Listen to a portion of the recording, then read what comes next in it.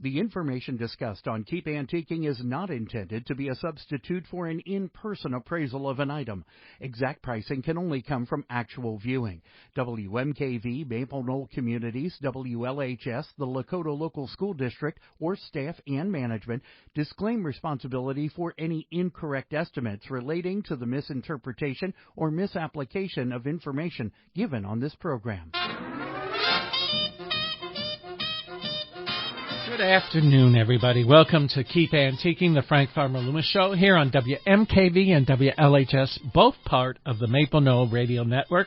My pal here is Mike Martini. Mike, how are you? I'm doing well, thank you. Mike, how come George never wishes me a good day when he does those spots? Because he doesn't know you're in the room. But if he did, I don't exist for him. All right. People might think that's live, but I'll give them a little radio hint. It's actually pre-recorded. There's a resident here, Glenn. I don't think he can hear us, but he's toasting our health, Mike. They're having a Christmas party or some type of party here. Yeah. I invited him to come and say hello to us, but he's a little shy. Can you believe that? Anyway, today on our show, I reach out to museums all the time and love them as all of you do. And, sometimes I have to, and Mike, we've talked about this, we have to do a song and dance, don't we? Yeah. To get them, Oh, yeah. Absolutely. And it wouldn't be the great ones, maybe like the Art Institute of Chicago. It would be other little ones that we won't mention any names.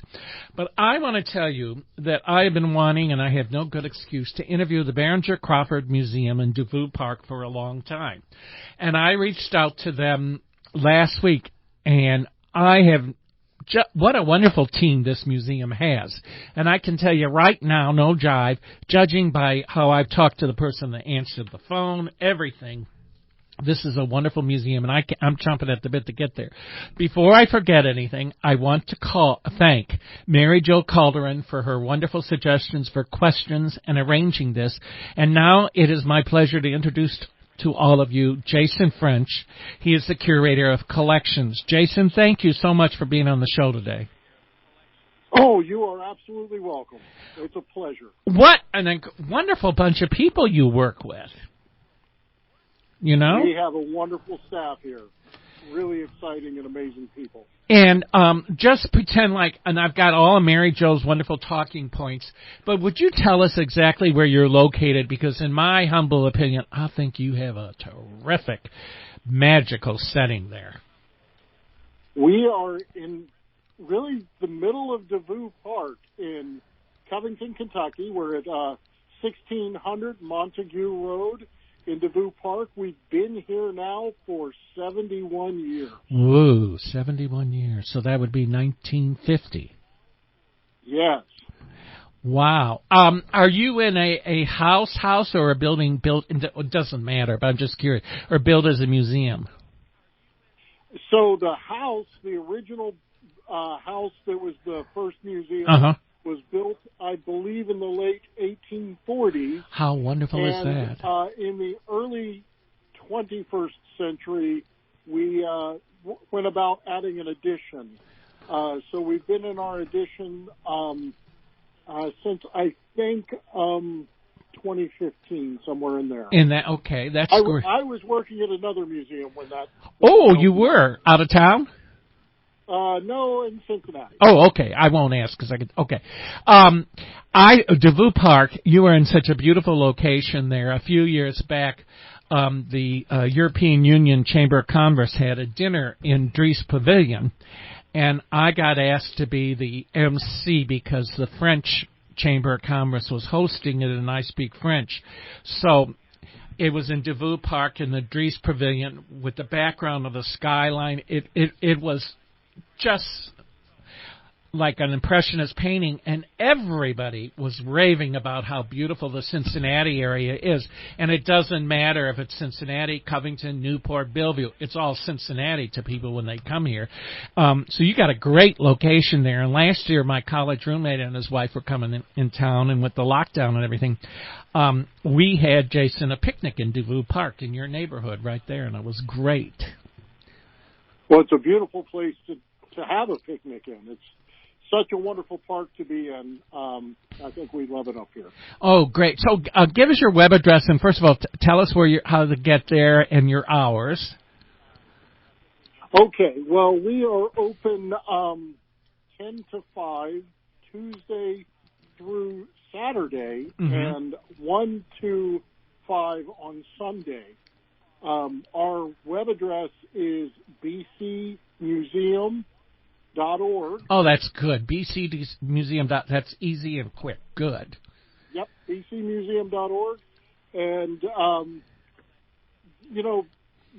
there's a number of ways to get to us, but the easiest way I find is if you're coming to us, just come off the Pike Street exit if you're coming from the north, and then go down. There's a street called Loomis, and then you kind of come up into the park that way. But your GPS may send you some special ways that GPS always has fun getting people into the park. So it's always a little exciting, but it's a treasure once you get here. I was watching a TV show on Acorn Streaming last night from Britain, and they were saying somebody was reading an old city map of Manchester, England, and they said anybody under 60 never uses a map anymore. They have the GPS and everything. Jason, I just want to ask you, because this is something very near and dear to my heart and a lot of people, are you always looking for volunteers at your museum? We are always looking for new volunteers at our museum. There are so many different opportunities when you volunteer here at our museum with our education staff, working with me as a curator, frontline, just tours and other opportunities this time of year during our holiday train season. There's lots of opportunities working with those as well. Okay. We're going to talk about what's going on in the holiday season, but Jason, we also want to emphasize that we may repeat this show later on, so we want to whet everybody's appetite for January and the upcoming year to come visit your museum, too. We are talking to Mr. Jason French from the Behringer-Crawford Museum in Devou Park. And, Jason, when we'll come back, tell us about some of the Christmas things that are going on, because I know you got trains, Lego, and everything, right? Yes, we do. Thank you, Jason. I'm Frank Farmer Loomis. You're listening to Keep Antiquing here on WMKV and WLHS. We want to thank you for listening and supporting public radio.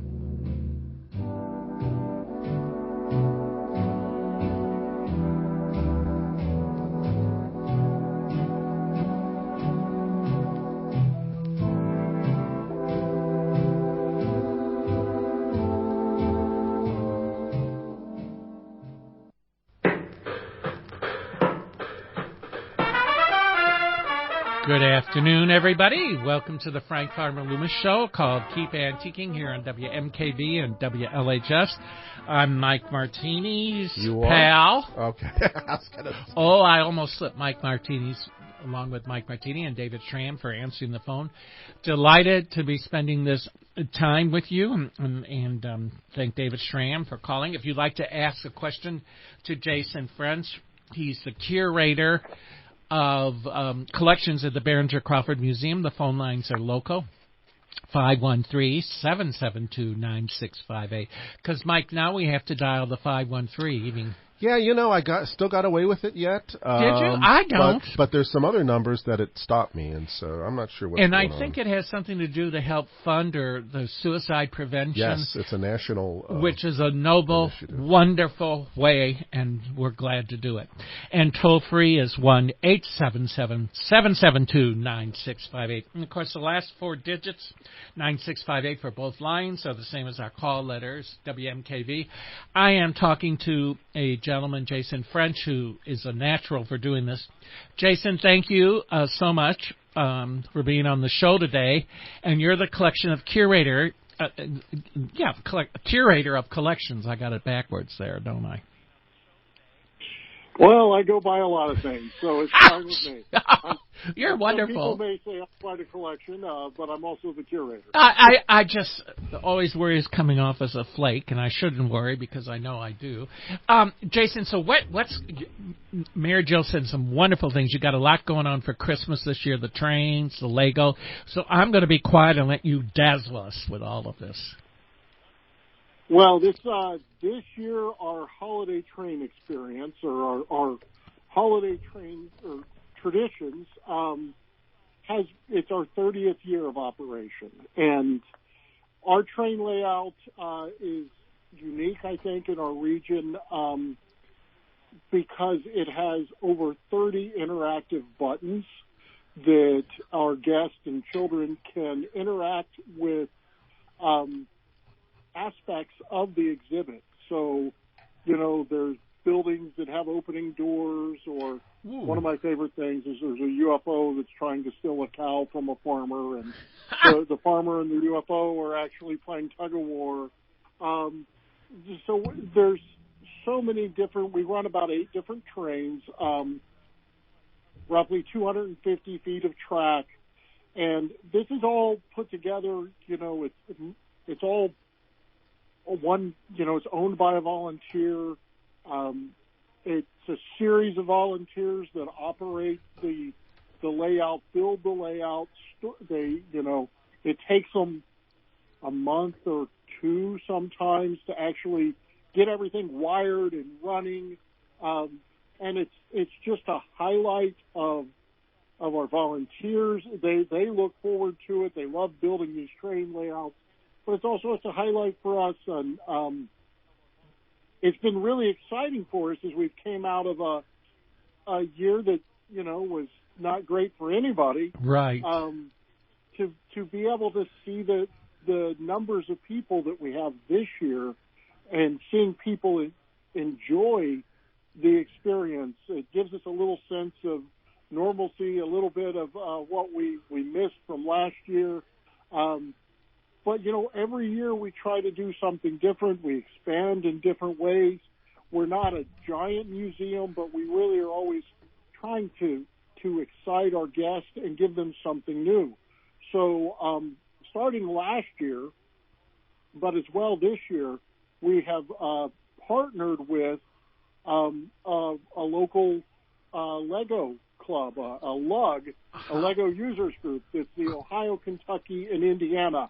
They call themselves Oki Lug, OKI Lug, and Lego user groups are just official Lego kind of sanctioned clubs, and Oki Lug is really one of our regional clubs, and they are just some of the most innovative, creative, amazing people that I've ever met in my, I guess at this point in time, quarter century working in museums. They are just fun, and the things that they have brought us, whether it's a winter village with a working train, all made of Lego, and or Harry Potter exhibits, Wizard of Oz components. The club is building this massive Wizard of Oz display, and the first 2 components of that are the Scarecrow and the cornfield, and actually the poppy field, and those are both here. Oh my gosh! We have a build room for kids. Lots of fun stuff. It's just we really decorate our whole museum for the holidays, and we have different components on the 4 levels or so that we have in our museum.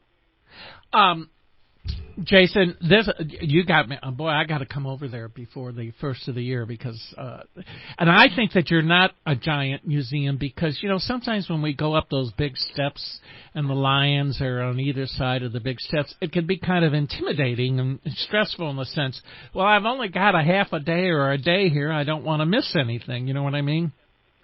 So I think the fact that you've got a manageable size museum is just great. Well, and our museum is not only a manageable size museum, but it is full of treasures. We have things dating back, thousands, hundreds of thousands of years, millions of years. We've got Ordovician fossils. We have items from Big Bone Lick. Our paleontology display in the Big Bone Lick stuff we've actively have research being done with. We have a really substantial art collection in our museum. We also have some of the fun oddities that people used to come to museums to see as well. We tell wonderful regional stories and the history of our communities in northern Kentucky and the Cincinnati region. There's a little bit of everything, whether it's streetcar or boats, airplanes, automobiles.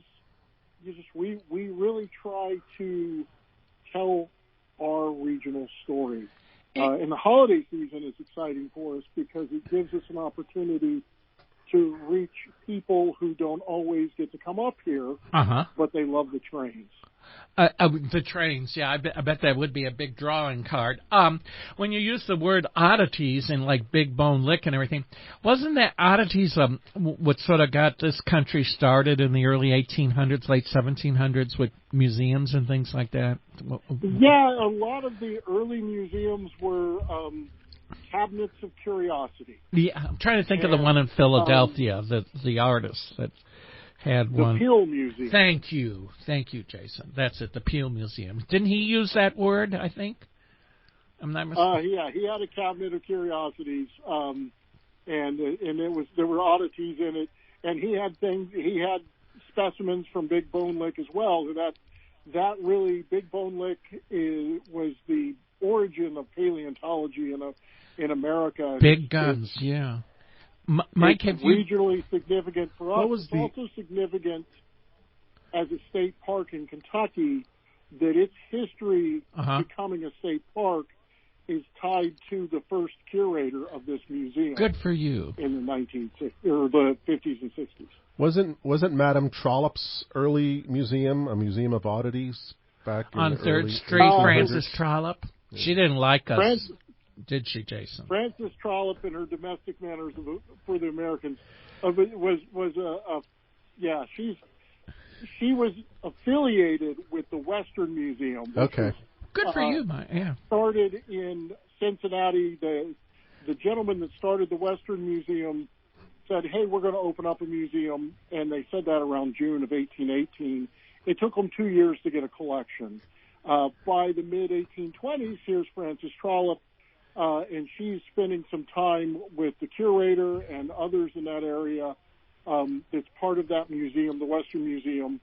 And there was a fair amount of, like, oddities and things in there. They, like every museum, were really actively trying to keep people coming. And they had a library. They had a lot of research they were doing and other things. But the general public was interested in seeing things that they were trying to understand and explain. And Frances Trollope, a lot of you watching PBS series, was it Thomas, her son, that wrote was successful novelists that have been turned into some PBS dramas? Was it Thomas or William Trollope? It was Anthony. Anthony, thank you, Jason. Anthony Trollope. Thomas was her other son, the younger son that actually was living with her in Cincinnati at the time. Okay, she didn't like us. She didn't like. No, well, I mean, she was also, spending a lot of time with a French painter named Hervieux in Cincinnati too. So, a romance going on? I don't know, but there's some interesting history there that probably needs teased out. I don't know the full nature of that relationship. But Hervieux and Francis, Joseph Dorfoy, who was the proprietor of that early museum, the Western Museum at that time, they had their infernal regions, which was actually a theater production, really more than anything else, using mechanized dioramas.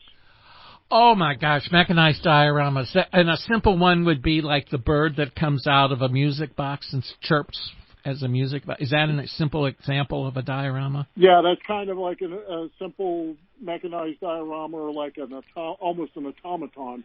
The things in that were wax figures that there was stories of them being giants or dwarfs that would grow to giants, that kind of thing. Unfortunately, here at Behringer-Crawford Museum, I don't have any mechanized dioramas. Well, you never know when you're going to get one. Well, or I get really ambitious and build one. We're talking to Jason French. Mike, did you want to say something? No, but we do have to take a break. We have to take a break. Jason, can you hold on for another segment? Yes, I can. Thank you. We're talking to Jason French from the Behringer-Crawford Museum. I'm Frank Farmer Loomis, and we'll be right back.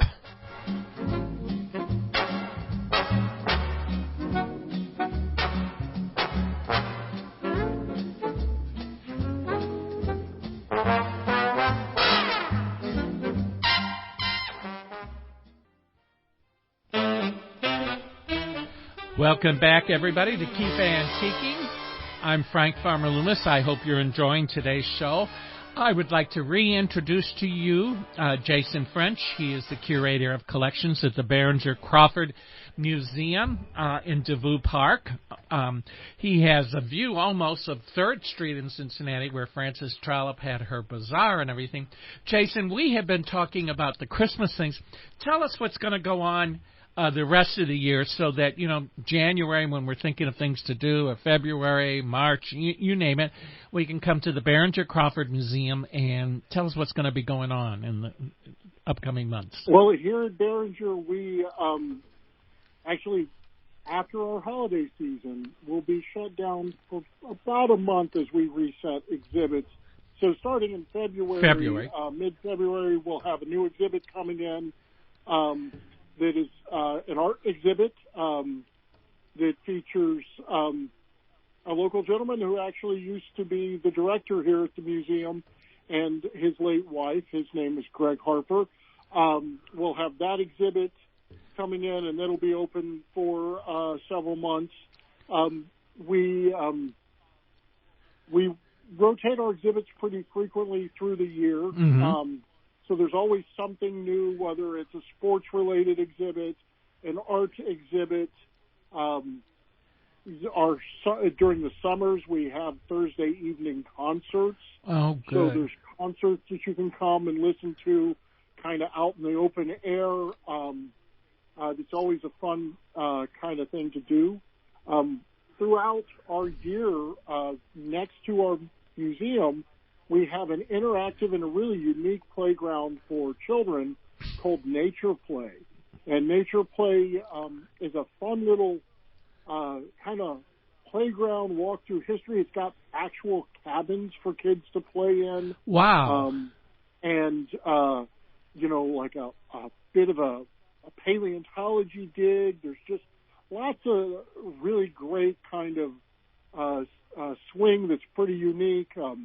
And it's the wildlife and the plants and everything are all natural and native to Kentucky plants.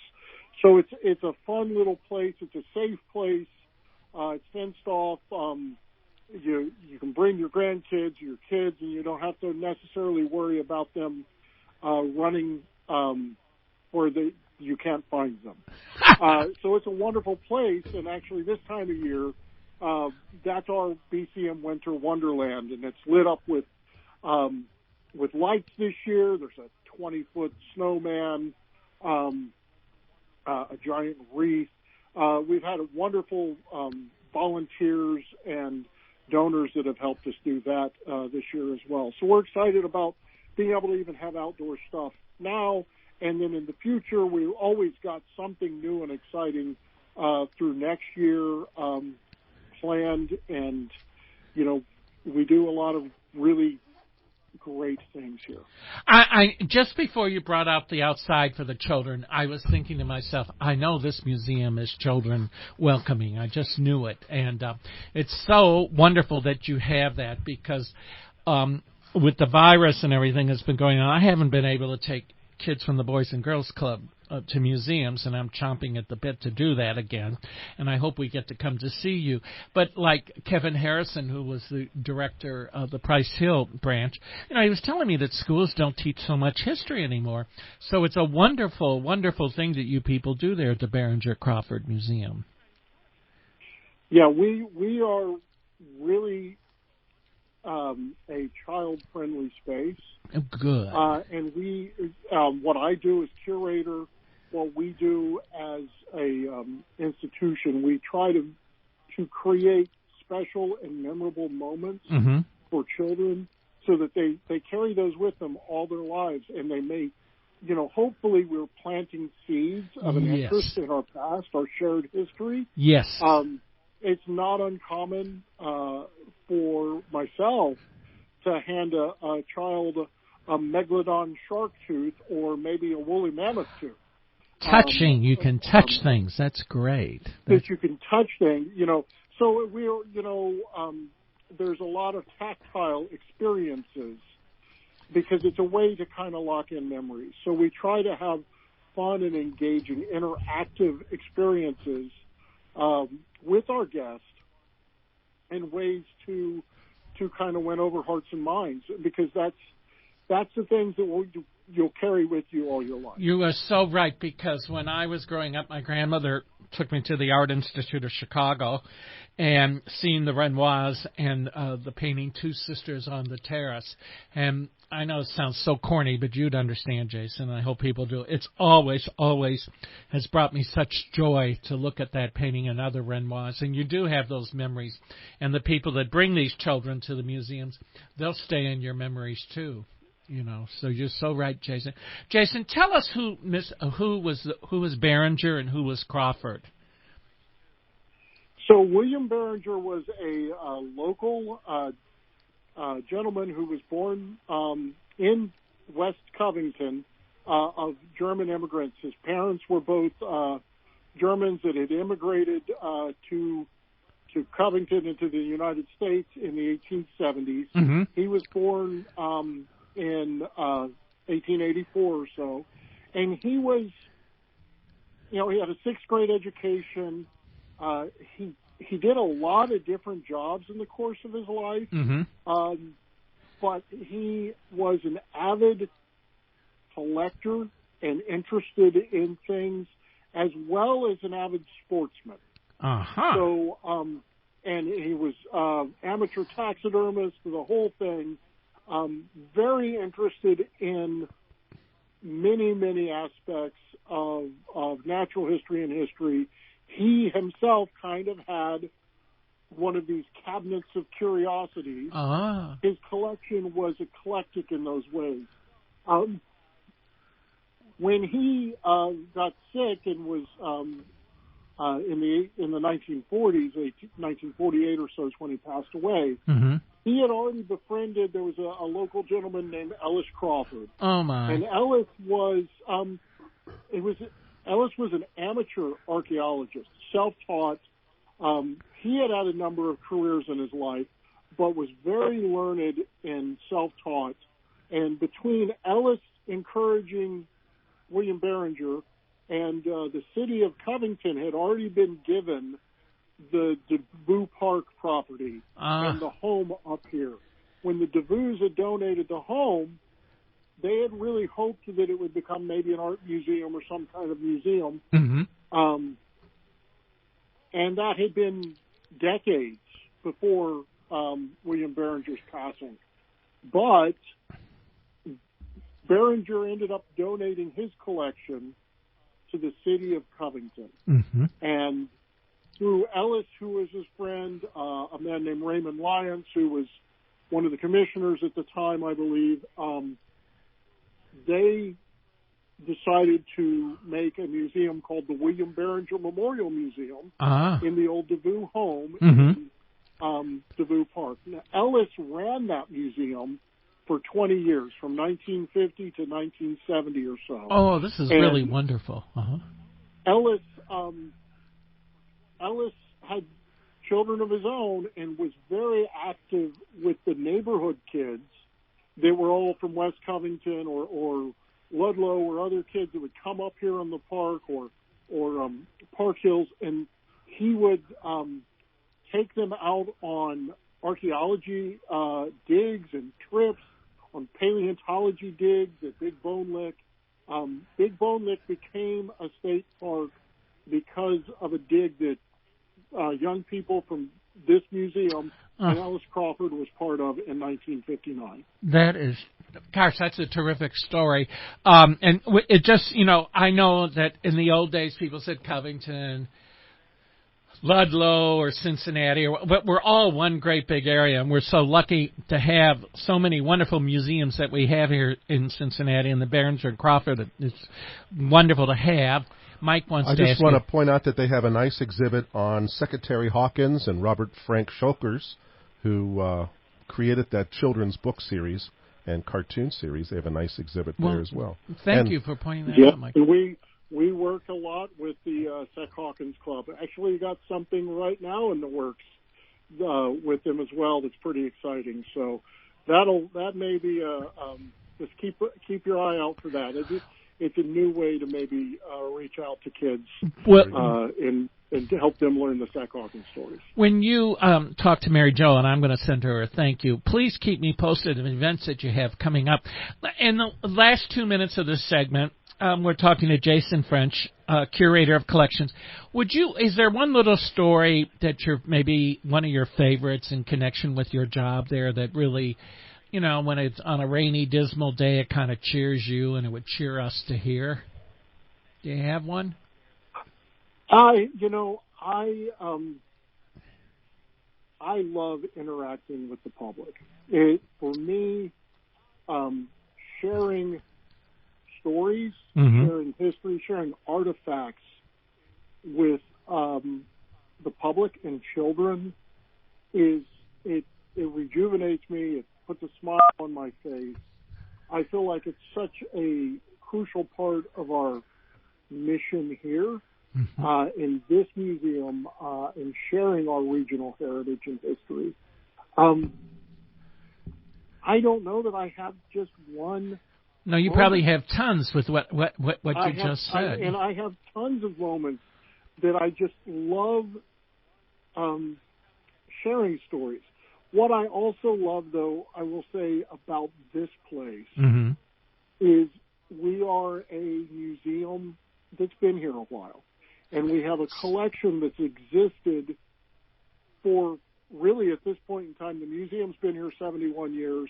Our collection in part was William Behringer's collection, and some of these things he collected as a child. So it's over 100 years in collecting. Good so point. Still, as curator, there are times that I open up a box and it's like a treasure. Christmas time. It's a shock. I get to open something up and we find something we didn't know existed. Whether it was in a physical artifact in a box, or as we have been recently going through William Behringer's journals, we've been finding really some interesting bits of history that, if we track it down, it may change the way that we understand our regional history, even going back to over 1,000 years. So always learning. There's little treasures here that it's fun to be a part of that. Thank you so very much. I knew this would be a joy to have you people on the show today. The Behringer-Crawford Museum in Devou Park. Jason French, thank you. So you just have a perfect name for what you do. You know that? Do I? It's just perfect name. And thank Mary Jo and all the wonderful people at your museum. And I am in debt to my coworkers. People like Mary Jane is just Mary Jane. Thank you, Mary Jane. Excuse me, Mary Jane. Mary Jane. Yes, thank you. We have such amazing people that work here. I know I couldn't do what I do without my coworkers. Jason, the minute I called and the very first person that answered the phone, you could hear that in her voice. It's just been great. We all have a passion here. And it rings, and thank you for that passion. And perhaps when all of this in different times, I know it's a long drive for you, but it surely would be fun to have you come to the studio someday and we can look each other in the eye as we talk to each other. And I would enjoy that. It's been I've been to your studio a couple of times in my earlier museum career, and I enjoyed it then, and I would be more than happy to come back. Oh, wonderful. Maybe Mary Jane can come too. Thank you very much. Thank you for being on the show, and it's a pleasure. And thank Jason French again, and we'll be right back with Mike Martini on here on the Frank Farmer Loomis Show.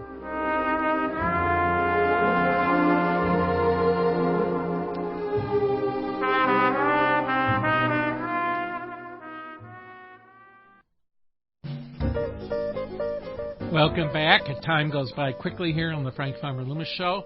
Again, I want to thank Jason French. And, we here in Cincinnati, at the Behringer-Crawford Museum, we have such a wonderful assortment of museums. Next week, we're going to be talking to the Police Museum on Reading Road, which is going to be great. And then we have a Timekeepers Museum we're going to be talking to in early January. That is in Harrison, Ohio. And, again, I want to thank the Behringer-Crawford people because, Mike, like we said, sometimes you have to do a real song and dance, don't you? That's true. And it's kind of sad, and not all the time. It's kind of sad in a way that it has to be that way. I think the smaller the museum, the more excited they are to get the word out. Because they get overlooked sometimes by the big boys. That's true. Well, one museum was giving me a rough time last year. There were two of them, and I arrogantly wrote back, I really, don't know what all the problem is. The Art Institute Chicago scheduled everything just like that, and it was true that they were very welcoming. I probably would have been brokenhearted if they hadn't been, because that's such a wonderful museum. So it's more. There's so much to do in Cincinnati at this time. Down at Union Terminal, right, Mike? Yes, they always have the CG&E trains. That's always interesting, and the decorations. But I do miss the arcade at the Carew Tower. Oh, wasn't that wonderful? Tell us about it. Did they have in the days when it was Pogues, going from the 4th Street store to the men's store, and they had, I can remember that as if it were yesterday. They had Sandy Claus sat there, the big tree and the arcade, and they had the puppet Pogues reindeer puppets. Yeah, the Pogues reindeer. That was it. Your parents probably took you down there a lot, didn't they? Yeah, I think so. You probably have a lot of memories of that, don't you? Sitting on Santa Claus's lap. I mean, that was such. I've seen pictures of the 40s when thousands and thousands of people jammed the streets downtown. But even in my younger era, there were lots of things to do downtown. And there's just not that much other than Fountain Square. I guess they have the tree there. But well, I can remember even as late as the late 70s, very late 70s, even in the early 1980s, there was still a lot to do. I remember that the Pogues puppets in the arcade there and everything. And Shillitoe's was a fantastic department store. The little mechanical elves. Yeah. Now, I read that those mechanical elves, you brought that up, are at Findlay Market. Yes, some of them are. I think the collection was split in half, and some of them are on display in a storefront down by Findlay Market. I'm not sure which building, but I'm sure you can find it when you go down there. Findlay Market is one of the greatest treasures in this country. No exaggeration. It goes back to the 1850s. And, when you go to France and you go to the markets there, a lot of times it's a big disappointment because they tore down their original markets, like Paris, Les Halles. They tore that down and built some, monstrosity out in the burbs. And it's like in Avignon. They have this thing from the 60s to the 70s where the outside of the building is grass or something, and it just doesn't hack it once you've been to Findlay Market. And even Nîmes, my favorite city in France after Lyon. I have to go to the market in Lyon. I haven't been there. Anyway, even in Nîmes, they have this, it looks like a big box store, but it's a pretty terrific market and everything. But Findlay is such a great treasure. It's a great place just to people watch, even if you don't buy anything, just to walk from one end to the other and see the people and smell the smells of the various foods and stuff. Aromas, the coffee, fresh. And, another museum is going to be Cincinnati Preservation Association's working on a new African-American setting and everything, and we hope to have Paul Muller on after the first of the year. And then I've tried, hasn't happened, but I will continue, about the Over the Rhine Museum, about the immigrants that, have you read anything more about that? I have not, no. Well, I tried to get that person on, but, anyway, I shall continue. But that would be such a wonderful venue for Cincinnati, and there's just so much, talking about Christmas and ornaments and stuff. I was looking on the internet, and they had an ad from Sears and Roebuck from like 1968 or something, and you could buy 6 hand-blown ornaments made in Germany. So, consider the best for like $1.99 for 6. Wow. 33.5 cents or a third cents. Can you believe that? And now, Yeah. But just absolutely amazing. And now what else? I'm trying to think of go to the art museums, all decorated for Christmas and everything. Of course, the Taft has part of its collection down at Union Terminal. Mm-hmm. And I love seeing the miniature downtown Cincinnati at Union Terminal. That used to be in CG&E, didn't it? Well, the trains were. Or the little miniature town. But the miniature city, that was built for the museum. Was it? I love that miniature town. It is. It's very, very accurate looking. It is. With the Carew Tower and everything. Yeah, and the trolley cars that move up and down. And Steamboat, the Island Queen. Steamboat, the Island Queen. Yeah, there's lots of things. And I would imagine a lot of the smaller, like the Delhi Historical Society Museum has a Christmas display. Cleves. Anderson Township, Lawrenceburg. They have the 1798 Loiser Miller Mansion. Not mansion, excuse me, it's not a mansion. Log House, and then don't forget all the things that are going on at Heritage Village Museum, our friends there. There's just so many different things. We have this rich heritage. And, downtown is still... a lot to see. A lot of those beautiful old skyscrapers and everything, that are still there. It's just that, we don't have much of retail downtown anymore. No, the big department stores, sadly, they're gone. And so now, do they still do pretty nice displays up in your hometown of Chicago? I knew I could tell the tension. I didn't mention that one store. I'm just mentioning, generally speaking. No, I could tell there was tension because you're afraid I'm going to say something awful. No, Macy's on State Street in the Marshall Field and Company building has done a really, really nice job of decorating the place this year. The Christmas tree in the Walnut Room. There was a lot of controversy about people. They were having drag shows in the Walnut Room. I don't know how many grandmothers would be shocked by that. But they posted pictures and stuff, and it's wonderful that building is still used as a department store because it's such a terrific building designed by Daniel Burnham and built in stages from the early 1900s to about, it started in 1893 to about 1906. And then they maintained the Wanamaker's building in Philadelphia. I'm on my best behavior. Can you tell? I know you stepped around that very well, Frank. By Daniel Burnham. Well, I'm grateful that they're keeping. And then of course Herald Square, the flagship store there that they goes back to the early 1900s that they keep open. We just sort of wish that they could have kept a couple of these names because like Kaufman's in Pittsburgh. Maybe they will. Maybe they're listening right now, Frank, and they will bring back the names. Anyway, but we're grateful because. The State Street building, I'm not objective at all, is extraordinary. Just like Carson Perry Scott was designed by Louis Henry Sullivan, an extraordinary building, as you know, Michael. Now that's a Target, so that's kind of, but at least it's still there. It's still there, the public Frank. And everything. Well, we have come to the end, and again, Behringer-Crawford